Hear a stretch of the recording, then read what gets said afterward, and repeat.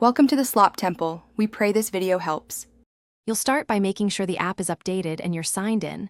That prevents missing UI elements. Once done, open the document in Word or PowerPoint, then tap Edit so you can change content. Next, tap and drag to select the text you want to resize.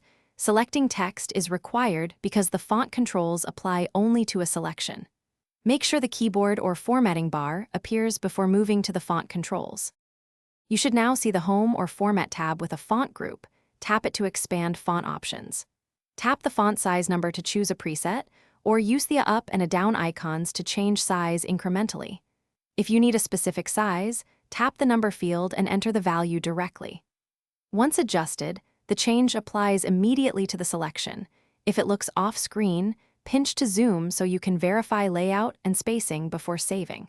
Finish by tapping Done or Save and wait for the sync icon so the cloud has the updated file.